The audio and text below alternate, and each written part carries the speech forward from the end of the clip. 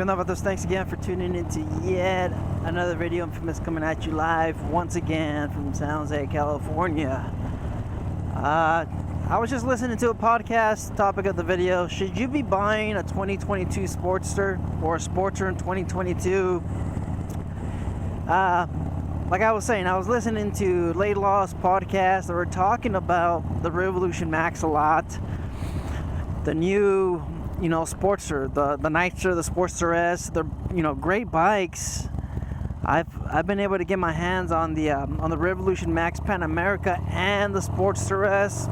Great bikes. Yeah, a little noisy, but talking about the valves and stuff like that, the overhead. Anyways, great bikes, great performance, and everything they were saying on that podcast. It's they were just saying that maybe you shouldn't buy a Sportster in 2022, but I believe they meant as in brand new Sportster. So they had Andrew, of course, and they had Nick on the podcast, and they all pretty much shared the same sentiment. You get a lot with the Nitzer, you get a lot with the Sportster S. I've already said this in all in a lot of my videos. Sorry. Just looking at the 48, 1200, 1300, a little bit more money, and you get yourself into a Sportster S, a new modern tech, riding modes, a lot of goodies. You get a lot of goodies with the Revolution Max, and I already shared my 2 cents on both of the bikes, of course, and I think they're great deals for them being a Harley-Davidson, or for it to have the brand, the Harley brand, because typically you guys see the Street Bob, it's north of 15K, and it's just, they're different animals. All right, they're different animals, they both handle differently, but the riding modes, the suspension, the handling on these new Revolution Max models, it ain't no joke. All right, they're for what you get compared to your Milwaukee 8, you get a lot. And I've been saying this for ever since I've test ridden a Chief or a Bobber or a Dark Horse, a Chief Dark Horse. I really like the riding modes, and that's something that I would like to see transition over to, of course, the air-cooled V-twins. I like the rain modes, touring modes, the standard modes, and the sport modes. It just gives you a different feeling bike on every mode. It's great, and I've already shared this in one of my videos where I like it in a sense that it's going to give new riders the ability to kind of grow into the bike. That way they're not coming back 6 months or 3 months later with an iron 883, coming back a few months later and having to trade in and then refinance another bike, and then start that whole process again. And I think this is where Laidlaw and the guys, Andrew and Nick, they're just finding themselves.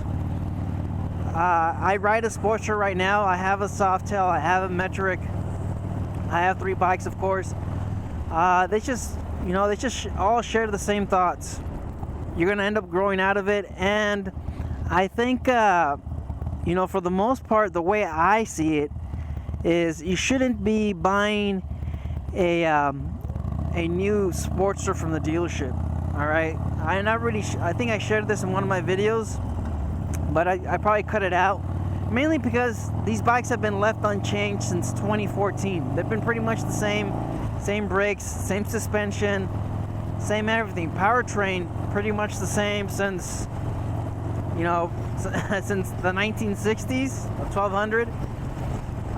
Fuel delivery has been changed, but like I said, most of the Sportster, they're pretty much the same. So if you're in the market and you do want to pick up a classic feeling Harley-Davidson sounding Harley-Davidson, then I would always say buy it on the used market, private party. You'll save yourself a ton of money, and you'll save yourself a ton of money off of the insurance as well, because if you own the bike, then You're looking at, depending of course on your driving record and what city you live in.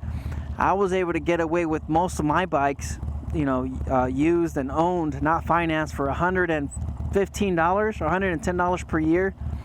Now with the Lowrider S, that more than quadrupled, because I was paying a little bit over, I believe, $1,300 a year on insurance for the Lowrider S, because it was financed. So that's just my 2 cents. If you really want to get yourself a Sportster, just buy it used. Don't get it from the dealership. You're gonna end up paying a lot of money. And you can find these bikes for about $4,000, $5,000. I mean, you can find them out there for about even $6,000. So you don't have to pay $12,000, $13,000 for a bike that's been relatively left unchanged since 2014. The only thing you really get is it's just color options, I guess. But man, you could get yourself a 2016 like this one for $6,000, $5,000. You can find them out there, guys, and you could do a paint job. All right, mine's all done up, customized to the fullest.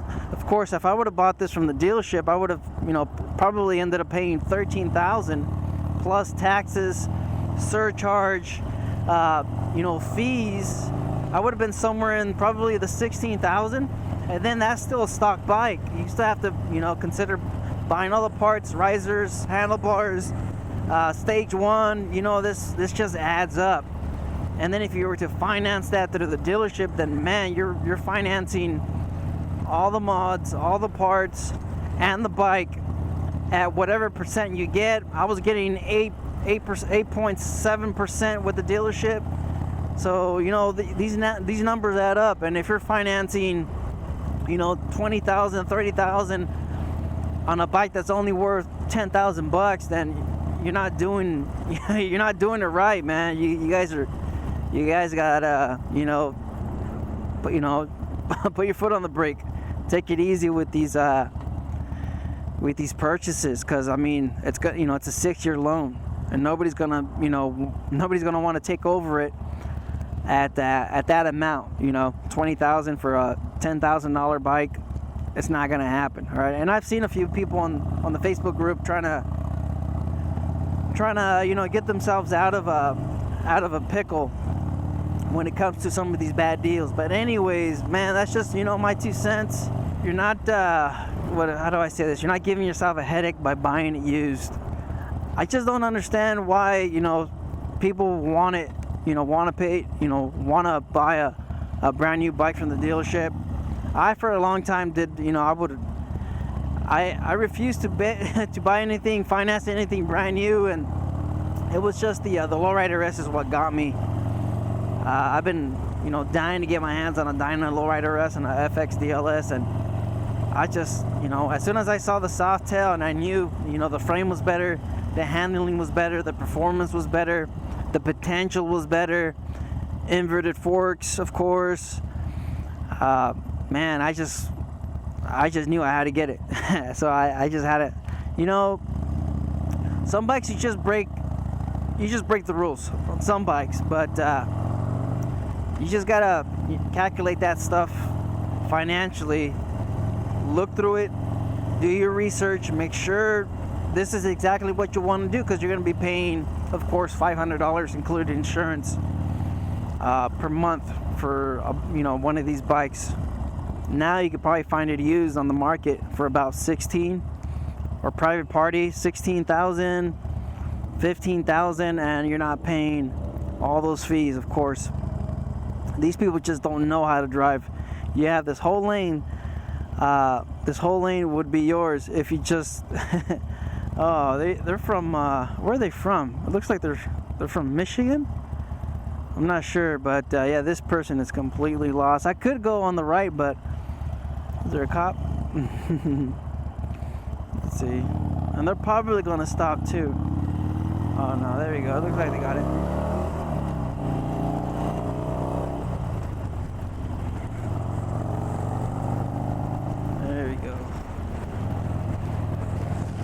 Oh yes. Anyways, you guys are probably hearing the wind noise. It's a little bit louder because I don't have the fairing. I'm actually in the process of getting stuff fixed. You could probably see it from right here. I have the Memphis Shades Road Warrior mounting system, or the Memphis Shades quick detach mounting system on there. I already have the fairing all sanded down and everything. I actually got the wrong parts, the side covers. Man, it's just one of those things. Now I gotta order another set of side covers and then wait for those to show up. But I'll probably just go ahead and just spray the parts that I have ready now, just to kind of get started, because it's gonna be a long process again. So, guys, hey, thanks for tuning in yet again. You guys, leave your comments down below. Let me know what you guys think. How do you guys see it? You guys see it from my point of view? Just buy a private party. Save yourself save yourself $3,000. Or just go to the dealer and potentially get a 2022, one of the last models. I don't think they're gonna have any value to them. Maybe that last Harley, or that last Sportster that rolled off the protection that rolled off the production line. I don't know if you guys saw it. It was signed by the whole crew. I think it's an iron 883. I don't know. I saw it on Laidlaw's Instagram. They had it photographed. It looked pretty cool. You know what? If I can find it, I'll share it on the video. You guys just stay out there, stay safe. Don't believe everything you read. Life's a risk. Get out there and ride. Later.